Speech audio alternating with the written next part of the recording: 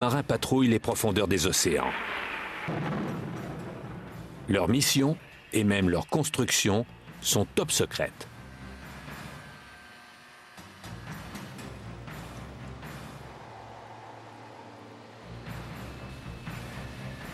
Vous allez suivre une opération périlleuse et découvrir l'histoire de la création et de la naissance de la machine militaire la plus complexe du XXe siècle, baptisée Seawolf, ce qui signifie loup de mer.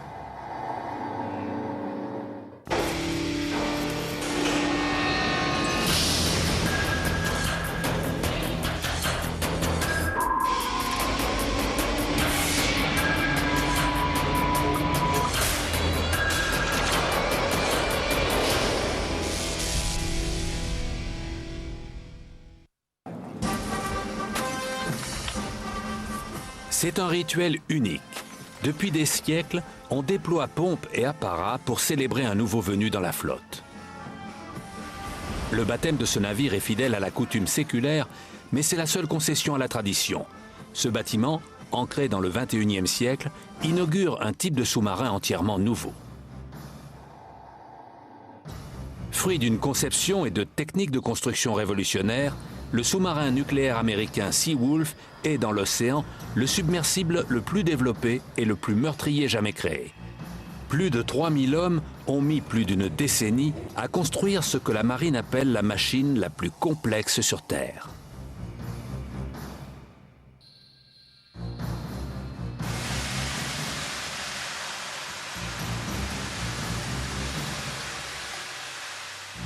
L'équipage du Seawolf a enduré des années d'entraînement pour mériter d'être à bord de cette merveille mécanique.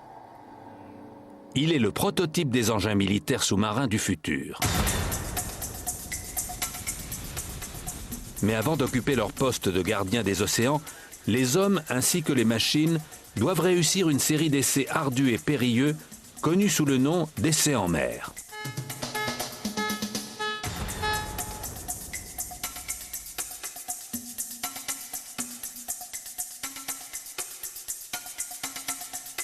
L'enjeu est on ne peut plus important.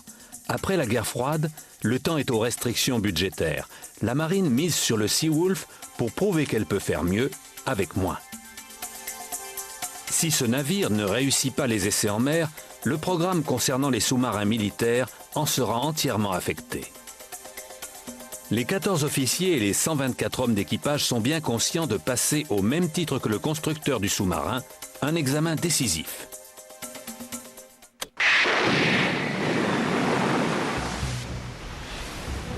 Alors que 30 Seawolf devaient être mis en chantier, le couperet est tombé, 3 seulement seront construits. Les ouvriers de l'Electric Boat Company à Rhode Island ont vu leur nombre passer de 25 000 à 7 000. Leur survie économique peut dépendre de la réussite de ces essais en mer.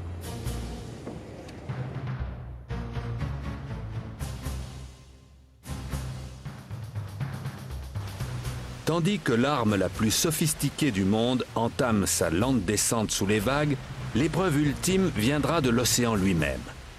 Très loin sous la surface, là où la pression broie les eaux et où il n'y a pas de place pour l'erreur.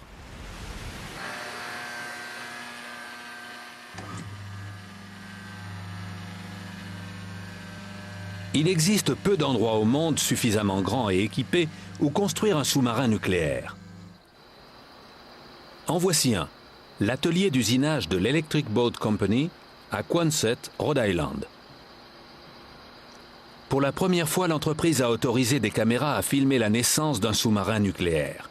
Ici, des tuyaux géants sont coudés pour leur donner des formes élaborées pendant que des rectifieuses polissent des tonnes de pièces faites d'un alliage métallique spécial qui deviendront la coque épaisse du Seawolf.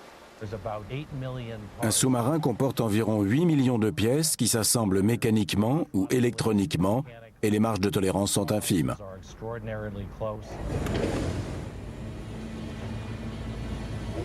L'entreprise Electric Boat Company a été fondée entre autres par le pionnier des sous-marins, John Holland, en 1899. Si la construction du Seawolf marque un nouveau chapitre de l'histoire subaquatique, sa conception, comme celle de tous les autres sous-marins, a débuté sur une table à dessin. Du 19e siècle jusqu'à la fin de la guerre froide, la construction de sous-marins réclame des montagnes de plans minutieux. Pour le Trident, par exemple, 10 000 dessins ont été nécessaires. Étant donné qu'il y a eu 5 ou 6 révisions du projet d'ensemble, cela fait 60 000 feuilles de papier. Ça fait 30 ans qu'on est dans une ère nouvelle, mais au début, ils utilisaient beaucoup la règle à calcul. En revanche, et c'est la première fois, la conception du Seawolf était assistée par ordinateur. Le Seawolf fut conçu dans les années 1980, au tout début de la révolution informatique. Grâce à l'avènement de la conception assistée par ordinateur, la CAO, ses créateurs ont pu réduire de façon tangible le nombre de calculs manuels nécessaires. De nos jours, les données de base telles que la longueur et le diamètre peuvent être visualisées d'une façon telle que les pionniers n'auraient osé l'imaginer. Néanmoins, le processus de création a soulevé de nombreux défis. Les 3 principaux problèmes auxquels sont confrontés les concepteurs modernes étaient également ceux de leurs prédécesseurs. Premièrement, comment créer un engin capable de rester sous l'eau pendant une longue période? Deuxièmement, comment incorporer suffisamment d'armement pour en faire une menace sérieuse? Et troisièmement, comment le rendre indétectable? Autrefois, pour construire un sous-marin, on soudait ensemble des plaques de métal pour former la coque épaisse. Puis les rouages ou les entrailles étaient transportés et installés à l'intérieur en passant par les ouvertures supérieures. C'était la principale méthode de construction des sous-marins utilisée depuis la Première Guerre mondiale jusqu'à la fin de la guerre froide. Pendant la guerre froide, en pleine course à l'armement entre les États-Unis et l'Union soviétique, les Américains se tournent vers leurs forces sous-marines pour assurer leur défense. La marine développe alors 2 types de sous-marins, les lanceurs d'engins et les sous-marins d'attaque plus petits. Les sous-marins lanceurs d'engins, souvent surnommés bombardiers en raison de leur gigantesque puissance de feu, sont essentiellement de vastes plateformes mobiles servant à lancer des armes nucléaires.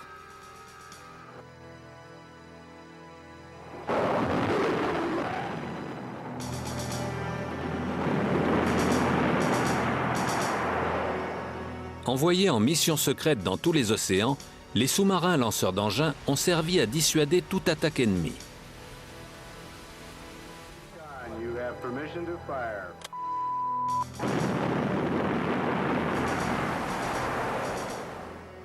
Les sous-marins d'attaque sont, eux, plus petits et plus rapides. Leur mission est, comme leur nom l'indique, d'attaquer rapidement, silencieusement et de façon décisive.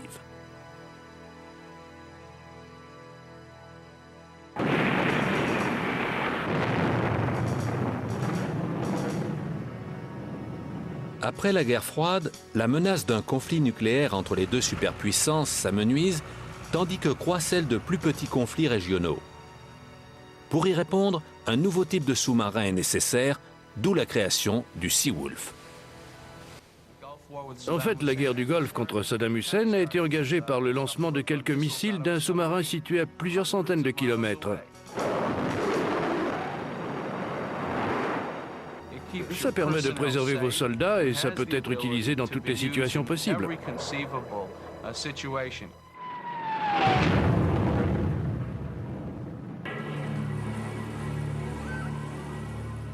Pour ce nouveau type de sous-marin, un nouveau mode de construction est employé. La marine crée Seawolf en utilisant une méthode de construction modulaire. Pour la première fois, un sous-marin sera construit en assemblant des modules. La tuyauterie, la machinerie et les installations seront posées en même temps. Cette coque cylindrique, qui fait environ 12 mètres de diamètre, va prendre place dans un module plus grand et plus complet. Grâce à cette méthode de construction, la coque sera plus solide et la maintenance du sous-marin sera facilitée. Avant, les ingénieurs devaient trouer la coque pour ajouter ou ôter du matériel. Un processus long et laborieux qui nécessitait au final de nombreux essais pour obtenir une nouvelle homologation. À présent, la machinerie peut transiter par des ouvertures prévues à cet effet, recouvertes d'écoutilles étanches. Cela accroît l'efficacité du processus de construction et la solidité de la coque.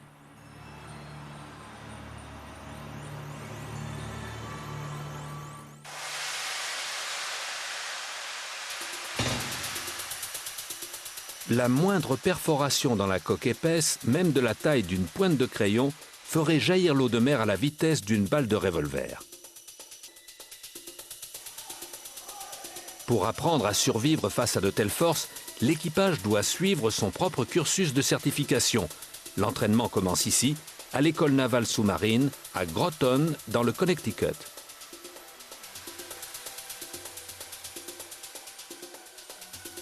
Ces apprentis sous-mariniers savent qu'un jour, ils devront peut-être faire face à une situation critique et que leur réaction d'urgence aura pour effet soit de sauver le bâtiment, soit de l'envoyer par le fond.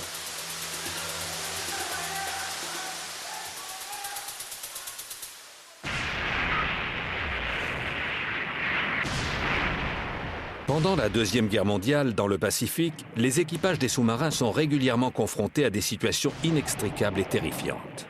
Cible constante d'attaques sous-marines, les sous-marins deviennent les tombes de milliers de soldats des deux camps.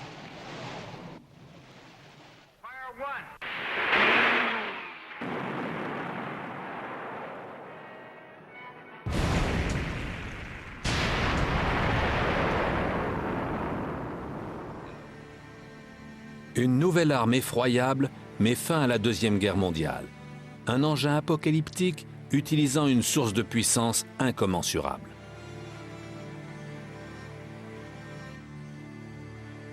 Au sortir de la guerre, un homme se met à expérimenter un moyen de domestiquer sous l'eau cette puissance phénoménale. Il imagine un sous-marin entièrement nouveau, dont la source d'énergie lui conférerait une vitesse et une furtivité incomparables. Sa vision conduira à la fantastique création baptisée Seawolf.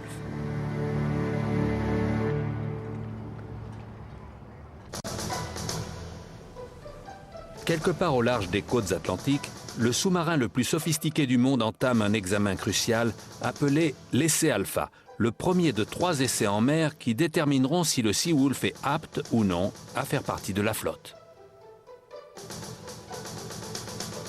Make your depth 750 feet, 25 down. Make my depth 750 feet, 25 degree down. Il sillonne silencieusement les mers, mu par son réacteur nucléaire, source d'une énergie presque illimitée. 2 kg d'uranium enrichi produisent autant d'énergie que les 45 millions de litres de mazout qui alimentaient les premiers sous-marins à moteur diesel. L'avènement de la puissance nucléaire est l'étape la plus importante dans l'histoire de la construction des sous-marins. Aujourd'hui, si l'engin le plus sophistiqué jamais construit peut effectuer sa mission top secrète, c'est grâce au rêve d'un homme, l'amiral d'escadre Hyman Rickover. A qualified submariner and engineer with a strong faith in both the practicality and necessity of atomic propulsion. Nul ne mérite mieux que lui le qualificatif de visionnaire. His convictions and determination soon made him a dedicated and efficient spokesman for a nuclear navy. L'amiral Rickover est le premier à se rendre compte que la puissance nucléaire peut faire du sous-marin l'arme la plus redoutée du monde. Grâce à cette nouvelle source d'énergie, Rickover pressent la fin du talon d'Achille des sous-marins, le besoin fréquent de refaire surface, ce qui les rend vulnérables. With no precedent and no technology available for such an undertaking, he had to start from scratch. Avant la propulsion nucléaire, c'était essentiellement des bâtiments de surface capables de s'immerger de temps à autre. Tandis qu'avec la propulsion nucléaire, les sous-marins sont devenus de vrais submersibles.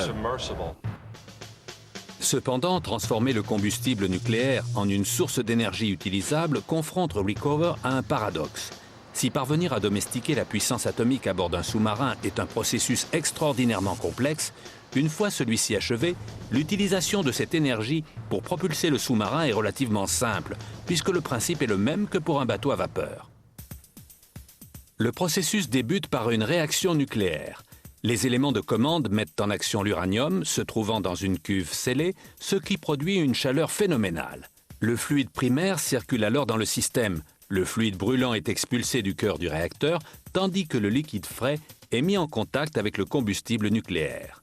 Le fluide passe ensuite au travers d'un échangeur de chaleur, les hautes températures étant transmises à de l'eau circulant dans d'épais tuyaux. Tout est prévu pour qu'aucun élément radioactif ne puisse être libéré lors du processus d'échange énergétique. La chaleur intense transforme l'eau en vapeur saturée, qui actionne une turbine alimentant un générateur. Celui-ci produit l'énergie électrique nécessaire au bon fonctionnement du sous-marin. L'excédent d'énergie est mis en réserve dans d'immenses rangées de batteries. L'amiral Rickover comprend que les moteurs nucléaires pourront générer plus de puissance et surtout conférer au sous-marin une portée quasiment illimitée. Underway on nuclear power. That was the terse message that sent the Nautilus and her crew into service. En 1955, la théorie de Rickover est mise en pratique. Le navire américain Nautilus est le premier sous-marin nucléaire du monde. Although the Nautilus speed is a secret, it is known to be by far the fastest submarine in the world.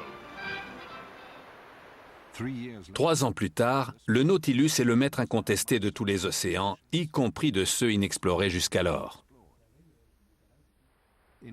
Durant son périple historique de 4 jours, le Nautilus ouvre de nouveaux horizons.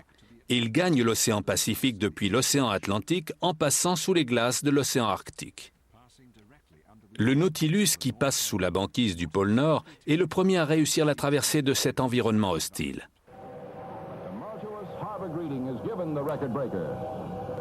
L'équipage est accueilli en héros.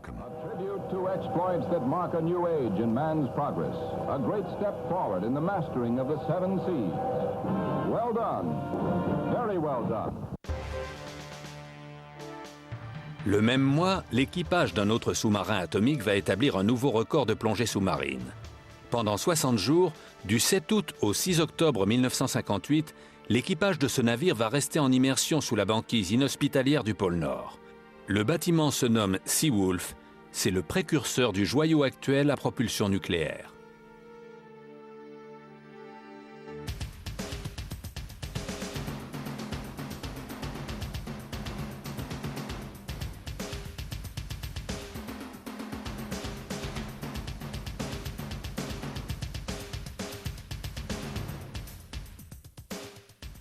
À bord du Seawolf d'aujourd'hui, une immersion de 60 jours est un exercice de routine. Avec sa propulsion nucléaire et sa capacité à fabriquer oxygène et eau potable, le Seawolf pourrait théoriquement rester des années sous l'eau. Mais outre l'augmentation de sa portée, la puissance nucléaire donne au Seawolf un atout crucial, la vitesse. Si sa vitesse maximale est un secret bien gardé par la marine, des responsables avouent que sa vitesse de croisière est supérieure à 25 nœuds, soit environ 45 km/h. Les experts, quant à eux, avancent des chiffres bien plus élevés.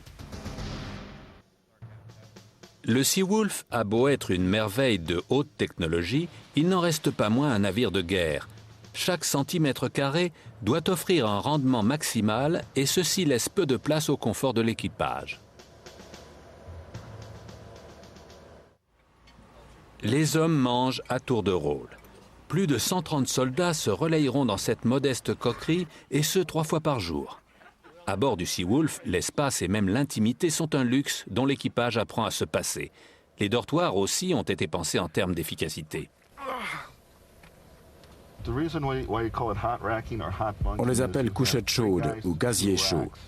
Il y a 3 hommes pour 2 couchettes, parce qu'il n'y a pas assez de place pour faire dormir en même temps chaque membre de l'équipage. Pendant qu'il y en a un de quart, 2 autres dorment. Et quand son quart est fini, la couchette est encore chaude parce que quelqu'un vient de la lâcher. On passe toujours d'une couchette à une autre, on ne dort jamais 2 fois dans la même. Il n'est pas rare que des marins dorment dans les tubes lance-torpilles. C'est une aubaine pour les hommes de grande taille.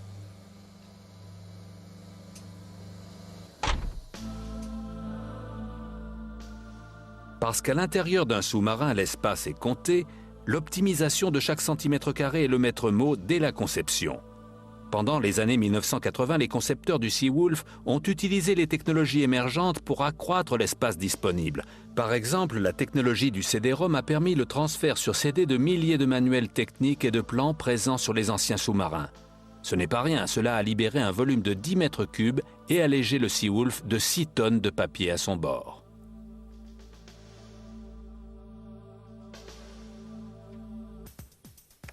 L'avantage tactique majeur du Seawolf est son arsenal d'ordinateurs.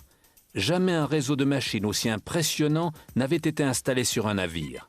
Rien que son logiciel de communication a un code source utilisant 6 millions de lignes de programmation. Les systèmes de détecteurs informatisés du Seawolf sont si élaborés qu'ils relèvent même les infimes bruits naturels venant des profondeurs.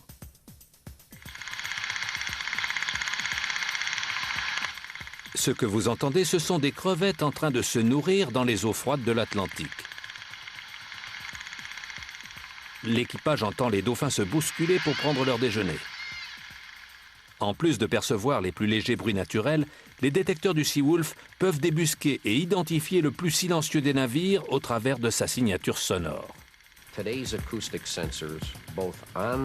Les détecteurs acoustiques à bord ou remorqués par le navire nous ont permis de détecter des sous-marins très silencieux et des bâtiments de surface se trouvant à des dizaines de kilomètres ou de milles nautiques.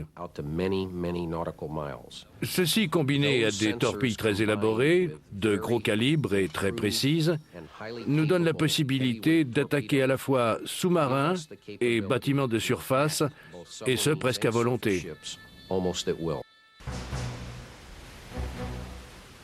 Les membres d'équipage disent que la différence entre le Seawolf et un sous-marin non nucléaire est la même que celle qui existe entre un biplan et un avion de chasse. Mais quel que soit son potentiel futuriste, le métier de voyageur sous les mers reste extrêmement dangereux. Et aucune mission n'est plus dangereuse que l'essai Alpha, la première rencontre du sous-marin avec la mer. Tandis que l'équipage du Seawolf continue son périple, une mission hante toujours les esprits des décennies plus tard.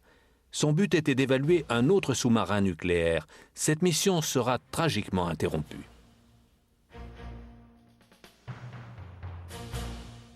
Cette tragédie choquera l'Amérique et changera pour toujours la nature de la construction des sous-marins.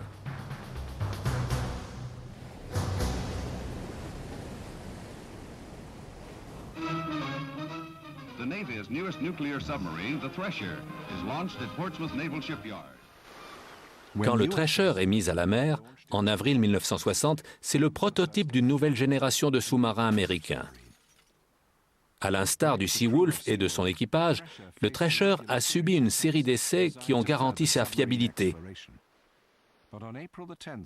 Pourtant, le 10 avril 1963, les risques afférents à tout voyage sous les mers deviennent bien réels.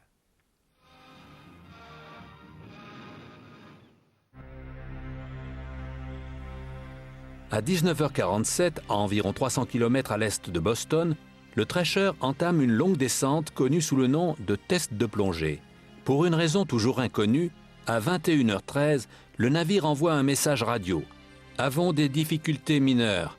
Allons vider les ballasts. » Cette procédure permet de faire surface rapidement en cas d'urgence. 4 minutes plus tard, un message embrouillé est reçu, puis c'est le bruit horrible du sous-marin qui se disloque. Le Thresher et ses 129 hommes d'équipage ont disparu. Une journée effrayante qu'on n'est pas prêt d'oublier, semblable à celle de l'assassinat du président. C'était la même année d'ailleurs. Navires et bateaux de plongée sillonnent l'océan à la recherche de l'épave. Les enquêteurs chercheront pendant une décennie la raison de ce naufrage. In a remarkable series of pictures, the Navy photographs the ill-starred sub. In one photo, her number shows clearly. The tail section with the stern planes is plainly visible here. En juin 1963, l'épave du Thresher est localisée, gisant par plus de 2500 mètres de fond. Une commission d'enquête, mise sur pied par la marine, ne déterminera jamais les causes exactes de l'accident. Aucun officier de la marine n'est plus affecté par le naufrage du Thresher que le père des sous-marins nucléaires, l'amiral Rickover. On entend ça et là des critiques sur les performances du réacteur nucléaire du bâtiment. Rickover, lui, pense que c'est la construction même des sous-marins qui doit être repensée.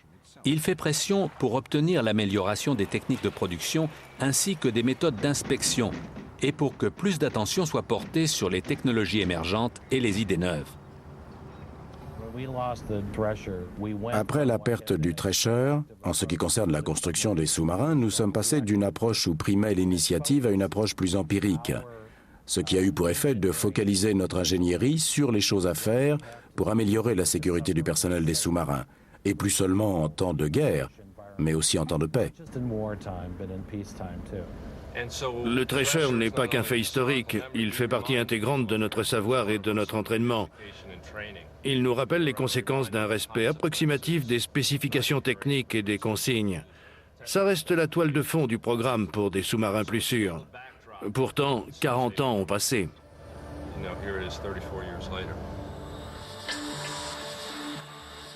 La conception et la construction de sous-marins sont des domaines très spécialisés en constante évolution pour intégrer les nouvelles technologies. Les technologies évoluent et les ouvriers travaillant à la construction de sous-marins doivent s'adapter. Ils passent régulièrement des tests d'aptitude qui évaluent leur habileté et leurs compétences. Même la coque épaisse du Seawolf a été réalisée avec un matériau nouveau. Les coques épaisses des anciens types de sous-marins étaient en acier à haute résistance appelé HY80, pouvant supporter jusqu'à 5,5 tonnes par centimètre carré. Les sous-marins de type Seawolf sont réalisés avec un nouvel acier ultra résistant baptisé HY100, pouvant supporter jusqu'à 7 tonnes par centimètre carré. En conséquence, les concepteurs d'aujourd'hui peuvent créer des sous-marins capables d'atteindre des profondeurs plus élevées que leurs précurseurs de poids identiques, même si cette profondeur exacte est toujours taboue. Ou alors, ils peuvent concevoir des sous-marins plus légers, capables d'atteindre les mêmes profondeurs que les anciens modèles plus lourds. Indépendamment de son poids, l'efficacité d'un sous-marin a toujours été jugée à sa capacité à rester indétecté. Une fois en mer, un ronflement de moteur, un bruit mécanique ou une conversation entre membres d'équipage peut avoir des conséquences dramatiques. La furtivité est le facteur le plus important. Un sous-marin conserve son potentiel et reste en sécurité tant qu'il n'est pas détecté. Par exemple, s'il y a un conflit ou un point chaud quelque part sur le globe, les sous-marins américains sont les premiers bâtiments dépêchés sur place pour faire la guerre ou maintenir la paix. Et ils y parviennent sans être détectés. Ils peuvent alors effectuer une surveillance, rendre des comptes au président qui peut ainsi prendre des décisions. Le sous-marin effectue cette mission-là silencieusement, rapidement et en étant quasiment indétectable. Il y a deux choses. D'une part, ils savent que nous les avons et que nous pouvons arriver rapidement. D'autre part, même s'ils ignorent que nous sommes là, ils ne peuvent pas être sûrs que nous ne sommes pas là, car les sous-marins sont furtifs. Ils doivent se dire que pas très loin, il y a peut-être un sous-marin américain, ce qui peut empêcher des États de faire des bêtises. Et après tout, mieux vaut ça qu'une guerre. Afin d'assurer une furtivité maximale, pour chaque joint et chaque infrastructure à l'intérieur du navire, la chasse au bruit et aux vibrations a été impitoyable. Même à vitesse maximale, le Seawolf sera plus silencieux qu'un ancien sous-marin à quai. C'est le plus silencieux sous-marin du monde. Et cela a nécessité une technologie impressionnante pour parvenir à atténuer les bruits des commandes, des valves et de la tuyauterie hydraulique. Les ponts à l'intérieur du navire ne sont pas reliés directement à la coque, mais sont montés sur cils en bloc pour réduire les vibrations. Et d'autres stratégies pour parfaire la furtivité ont été mises en place. Les hélices sont conçues pour être les plus silencieuses possibles. Un matériau plastique anti-bruit recouvre la partie intérieure de la coque et enfin un revêtement anti-bruit est appliqué sur l'extérieur de celle-ci. Tout cela contribue à faire du Seawolf un adversaire mortel et si furtif que l'ennemi ne peut pas savoir s'il est traqué. Quand ils construisent un engin militaire tel que le Seawolf, les concepteurs doivent parer à toutes les éventualités, la plus évidente et la plus dangereuse étant le combat.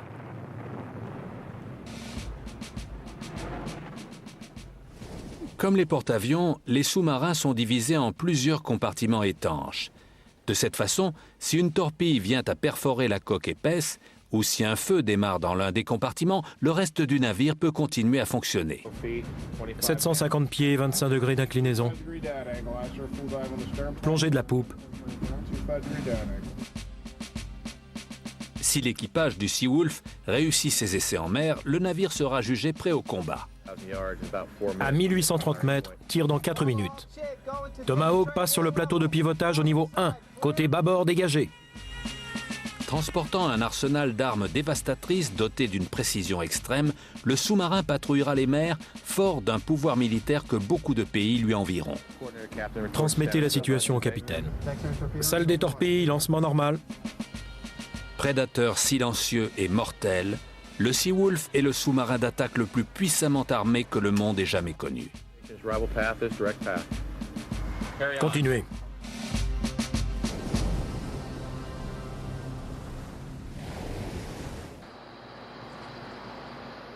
Le chantier d'un nouveau sous-marin avance à l'Electric Boat Company. Et les ouvriers ont à présent une lourde tâche, transporter les éléments géants à leur cale sèche de Groton, dans le Connecticut.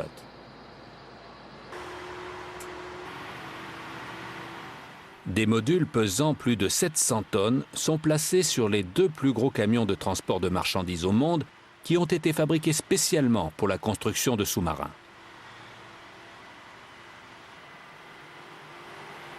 Puis c'est sur une péniche qu'ils parcourront les 100 km séparant cet atelier d'usinage de Rhode Island de la cale sèche du Connecticut.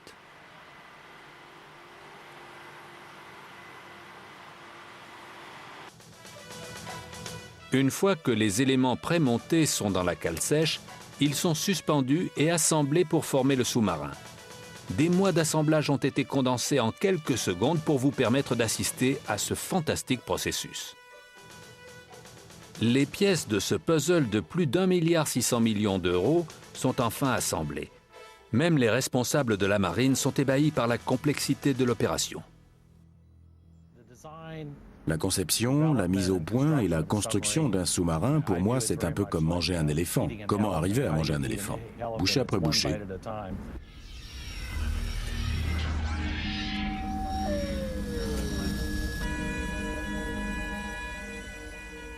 Une fois le montage de la coque presque achevé, l'arsenal de mort est installé. À bord du Seawolf, 4 niveaux de casiers d'entreposage robotisés peuvent déployer sur le champ une force dévastatrice.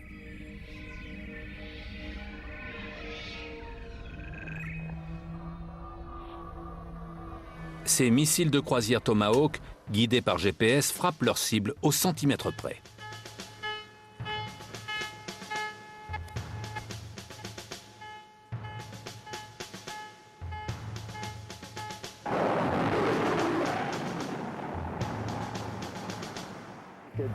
Prenons l'exemple de San Diego et de San Francisco. Environ 880 km les séparent. Si on tirait un missile du Jack Murphy Stadium, on pourrait le faire exploser pile sur la moitié d'un stade de foot en plein match. Les missiles anti-sous-marins du Seawolf font de lui une force redoutée également sous les mers. Il est furtif, il a des détecteurs sophistiqués ainsi qu'une grande maniabilité. La supériorité que possède un avion de chasse dans les airs, le Seawolf l'a sous l'eau. Le Seawolf est l'engin militaire le plus sophistiqué jamais créé. Mais l'aventure qui a conduit à l'avènement de cette merveille de la fin du XXe siècle a débuté il y a des centaines d'années.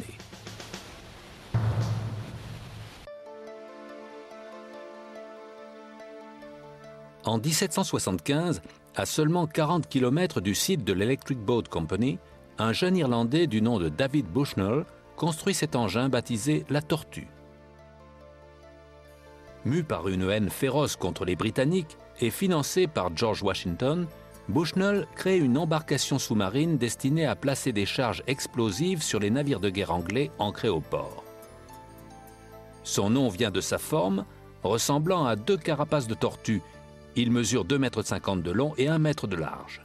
Cette embarcation, faite de bois, de fer et de cuir, peut approcher d'un bateau ennemi grâce à son hélice manuelle et peut rester à 6 mètres de fond environ 30 minutes. Hélas, quand l'invention de Bushnell est utilisée contre un bâtiment de guerre britannique, il n'arrive pas à percer la gaine de cuivre entourant la coque pour placer la charge explosive. La Tortue en réchappe de justesse. Il n'empêche que cette façon originale de livrer des armes ouvrira de nouveaux horizons. L'espionnage sous-marin vient de naître. Pendant la guerre civile américaine, les 2 camps mettent au point des sous-marins. Mais c'est la version des Confédérés, inventée par Horace L. Hunley, qui entre dans les annales pour avoir réussi en premier un tir de torpille contre un bateau ennemi. Cet événement marquant s'est soldé par le paiement d'un lourd tribut. Le Hunley, long de 18 mètres, nécessite un équipage de 8 hommes pour actionner l'arbre d'hélice et dispose en poupe d'une seule torpille. En 1864, dans le port de Charleston, en Caroline du Sud, le Hunley envoie son chargement mortel contre le Housatonic, un navire de l'Union. L'attaque provoque des dommages mineurs, mais l'explosion envoie le Hunley par le fond.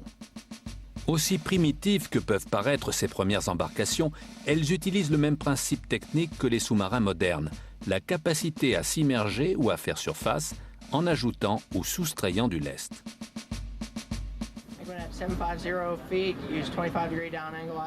Lors de ces essais en mer, les défis les plus difficiles que devra relever le Seawolf seront les grandes plongées. À l'intérieur de la coque se trouvent des ballastes destinés à être remplis d'eau et vidés. Dans les premiers sous-marins, les ballastes étaient situés à bâbord et à tribord, comme on le voit sur ce dessin. L'eau, en remplissant les réservoirs, crée une flottabilité négative provoquant l'immersion du navire. Quand de l'air comprimé chasse l'eau des ballastes, la flottabilité redevient positive et le sous-marin remonte.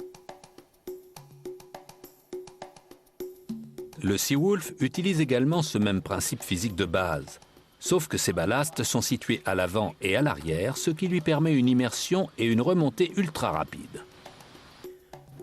Pour vérifier jusqu'où on peut descendre le carter. La propulsion des premiers submersibles exigeait un épuisant travail physique, effectué en vase clos sans air frais. Ces navires ne pouvaient plonger que brièvement, en restant près de la surface pour pouvoir ventiler l'habitacle. À bord du Seawolf, le réacteur nucléaire qui le fait avancer produit également l'indispensable oxygène pour l'équipage. Les molécules d'eau sont formées de 2 atomes d'hydrogène gravitant autour d'un seul atome d'oxygène. À bord du Seawolf, une machine complexe utilisant un champ magnétique libère les atomes d'hydrogène de la structure moléculaire, créant ainsi l'oxygène pur qui assurera la survie de l'équipage. Mais c'est une autre source d'énergie qui a d'abord fait du sous-marin une machine de combat fiable. John Philip Holland est un brillant immigré irlandais qui met au point un système de double propulsion pour sous-marins. Le submersible de Holland utilise un moteur à essence de 50 chevaux vapeur pour la navigation en surface et un moteur à pile durant l'immersion pour que l'air soit respirable.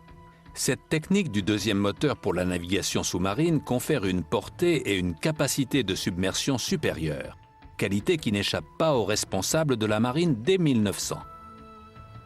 Capable de plonger à 30 mètres, l'engin de l'Irlandais devient le premier sous-marin mis en service par la marine américaine. Les hommes d'équipage du Holland deviennent les pionniers d'un nouveau monde aquatique. Pendant les 14 années qui suivront, 25 autres exemplaires de cet engin fabuleux seront construits. Mais les Américains ne resteront pas longtemps les seuls sous les flots.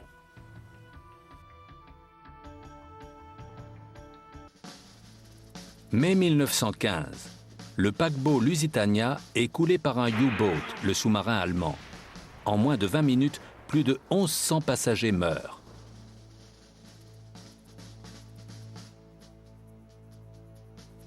Pendant la Première Guerre mondiale, le potentiel de ce nouvel engin est mis à l'épreuve. Le rituel millénaire des ennemis face à face combattant en duel fait place à l'attaque furtive.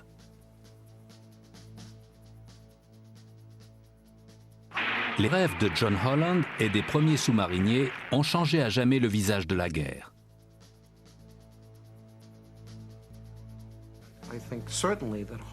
Il est quasiment sûr que Holland, concevant et construisant son premier sous-marin, n'imaginait pas nos avancées actuelles. John Holland n'aurait peut-être jamais rêvé d'un navire comme le Seawolf. Néanmoins, pour la marine, il marque les débuts d'un tout nouveau type de sous-marin, des joyaux high-tech issus de la réalité virtuelle qui nous plonge en pleine science-fiction. Mais d'abord, le Seawolf doit prouver à la marine et au public que sa conception est sûre. Alors que son premier périple va bientôt s'achever, le futur de la prochaine génération de sous-marins est toujours dans la balance.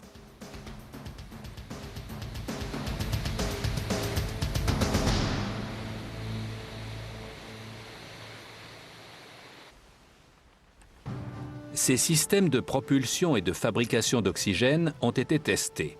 Il a réussi des plongées éclairs et a atteint des profondeurs classées secrètes. Après des simulations de conflits stressantes, il a été jugé apte au combat. Le premier voyage du Seawolf touche à sa fin et le capitaine de vaisseau Dave McCall a vu ce dont est capable un engin d'1,9 milliard d'euros aux mains d'un équipage parfaitement entraîné. Quoique jeunes, les hommes de McCall sont prêts à devenir sous-mariniers. Ce navire vaut 1,9 milliard d'euros. Pourtant, un marin de 18 ans qui venait de prendre son premier quart s'est retrouvé à la barre.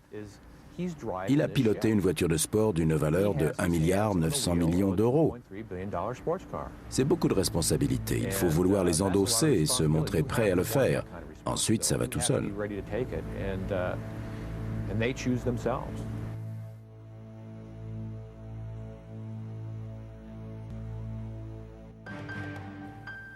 Le Seawolf rentre au port. L'équipage ne sera pas le seul à être heureux de fouler de nouveau la terre ferme, car plus d'une centaine d'ouvriers de l'Electric Boat Company ont fait ce voyage crucial avec lui.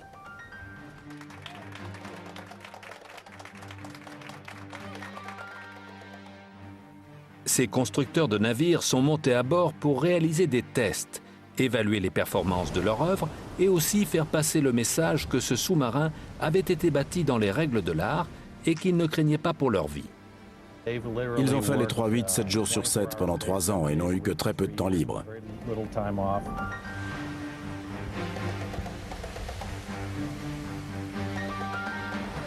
Des années de travail et d'entraînement intensif et comme résultat, cet instant précis, le retour du Seawolf à sa base de Groton dans le Connecticut. Pour l'observateur aguerri, la présence d'un simple balai en bois attaché au navire est la réponse à la question cruciale. Le sous-marin a balayé l'obstacle des essais en mer. La mission est réussie. C'est certainement le plus beau fleuron de notre flotte aujourd'hui. Ses performances dépassent nos espérances.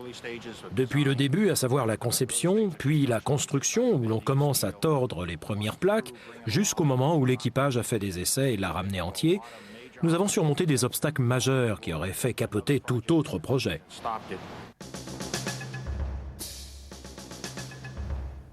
Après avoir subi des restrictions budgétaires et des revers politiques, les concepteurs et les constructeurs du Seawolf ont remporté une victoire éclatante. Condamnés à plus de résultats avec moins d'argent, ils ont réussi ce tour de force en inventant de nouvelles méthodes. Le succès du Seawolf a ouvert la voie au sous-marin du futur, un engin que l'on nommera simplement « nouveau sous-marin d'attaque ». Quand la production de ces futurs joyaux débutera, ils seront aussi bien équipés que le Seawolf, mais coûteront beaucoup moins cher. Parce que la technologie informatique, balbutiante au début du projet Seawolf, offre désormais des outils extraordinaires. Les outils d'aujourd'hui permettent à la marine, à l'Electric Boat Company et aux fournisseurs la possibilité de parfaire la conception dès le début du programme.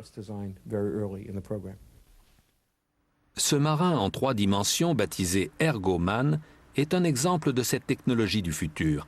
Des programmes de réalité virtuelle comme celui-ci permettent aux concepteurs d'évaluer les conditions de vie des marins avant même le début de la construction. Un autre changement significatif rendu possible par le succès du Seawolf est la nouvelle approche quant à la gestion de la construction. Grâce à des vidéoconférences comme celle-ci, les ouvriers qui construiront le sous-marin et les hommes qui seront à bord dialogueront avec les concepteurs et les ingénieurs pendant chaque phase de développement. Tu peux l'encercler pour que nos amis à Washington puissent le voir? C'est cette collerette qu'on pense éclairer.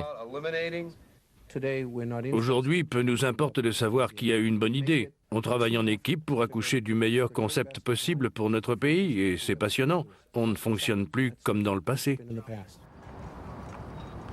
Le Seawolf et la nouvelle génération de sous-marins d'attaque s'adapteront aux technologies du futur. Bientôt, même le vénérable périscope, une constante dans l'histoire des sous-marins, pourrait bien être remplacé prochainement par un écran à cristaux liquides à haute résolution.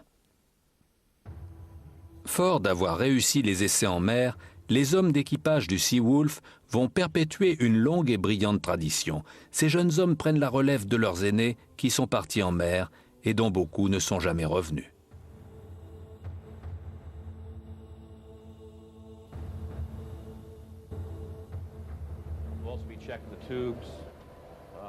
Nul ne connaît les dangers des eaux profondes mieux que l'homme ayant la charge de certifier la capacité du navire à intégrer la flotte.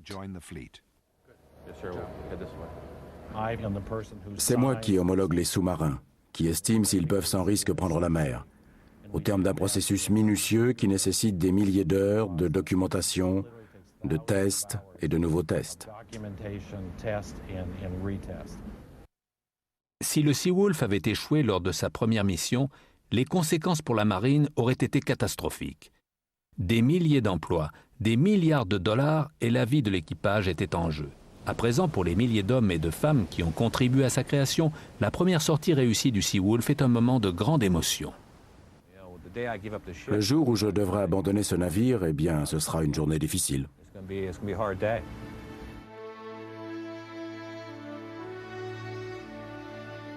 Fait de silicone et d'acier, un sous-marin nucléaire a besoin de sa conception à sa construction, de l'imagination et de la détermination de milliers de personnes. C'est ici, sous les flots, que les marins passeront la plus grande partie de leur vie. Quand le Seawolf effectuera sa dernière mission, l'homme aura-t-il achevé la conquête du royaume des grands fonds? En tout cas, soyons sûrs qu'un nouveau type de super sous-marin lui succédera. Je certifie qu'il a obtenu la qualification de sous-marinier sur le USS Seawolf. De même qu'une nouvelle génération de sous-mariniers prendra le relais pour piloter ces gardiens des profondeurs jusqu'au siècle prochain et au-delà.